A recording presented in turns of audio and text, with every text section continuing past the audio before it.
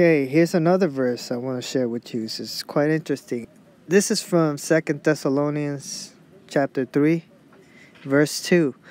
It says that people need to pray that believers may be delivered from wicked, evil people, for not everyone has faith. Different versions of this verse say roughly the same thing.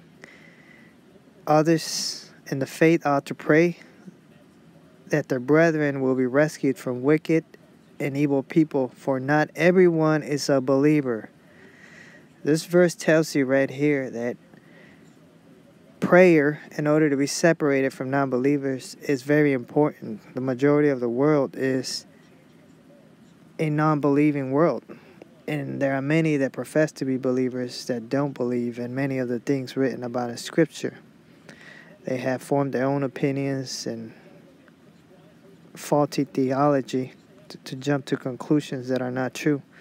So, as it says here, we need to be praying to be delivered from these wicked and evil men and women that are not of the faith. And if you read the King James Version, it says the same thing. Pray that we may be delivered from unreasonable. They don't have any type of reasoning within them. They are wicked people, and not all people have faith. And a lot of us find ourselves surrounded by these individuals and are more or less stuck and can't really get away from them. This is when you need prayer warriors to intercede for you, to be separated from amongst the heathen. We are called to be separate, set apart. And sometimes there's only so much you can do, but when you find yourself constantly surrounded by non-believers, it's good to pray and have others pray for you. Remember, we are to stay connected and linked up with other like-minded believers. Not these deluded, wannabe converts.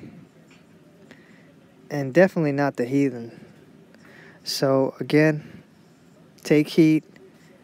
Pray that you are not always surrounded by these individuals that will make life harder for you than it already is.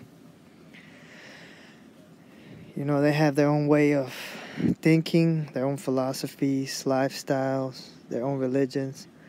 So we need to be separated from among them, because somebody with no reasoning is a problem. As this verse says, they are wicked. And who knows what you can expect from them when they get upset or when you disagree with their belief system. So yes, not everyone has faith. Many are called, few are chosen. Many of the called, they themselves lack reasoning. And they have nasty sides to them, that only comes out when you are not in agreement with their beliefs. So, I just wanted to share this with you in order to bring awareness that, yes, we ought to help the lost, but we aren't to spend our whole times being around them.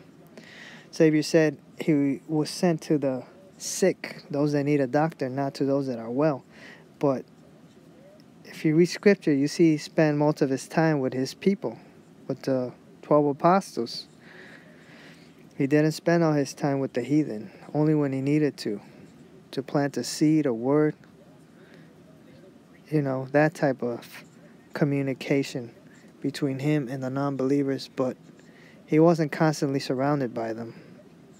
So, that's all.